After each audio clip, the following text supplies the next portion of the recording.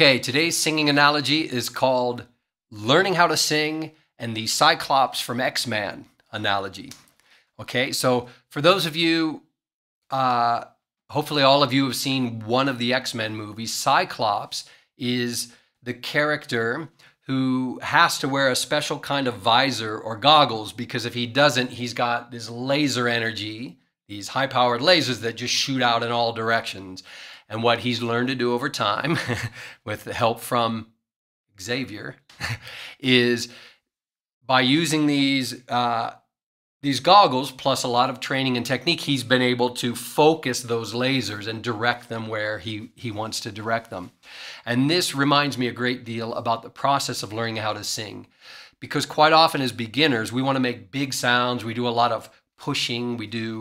It's fun. You get caught up in the emotion of singing, right? You get caught up, and often we see great performers look like they're being really emotional and they're moving and they're singing really hard. But if they've learned to sing properly, what they're doing when they're singing is actually very focused and very contained.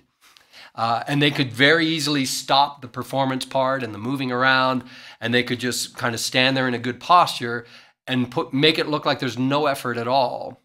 And you've seen some singers do that, where that's because it's part of their performance, is they just stand there and it's effortless.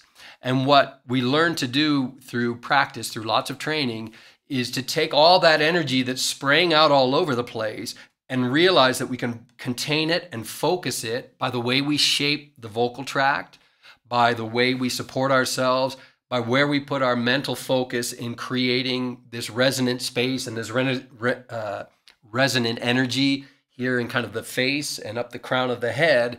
And what we do is we take all that energy, we bring it to focus, very vertical, and we send it out, and it's much more like Cyclops from X-Men, is that energy becomes very focused, and whether you're sending it to a microphone or out into a live audience or both, this is the quality we're after, and this is why we train. And it's one of the things to keep in mind while you're training or when you're doing your singing practice, is to bring all that focus in and reduce a lot of the extra strain and effort, and keep that sonic energy or sonic laser beam very focused. Okay, so that is today's singing analogy. If you have any questions or comments, leave them below. Otherwise, have a great day.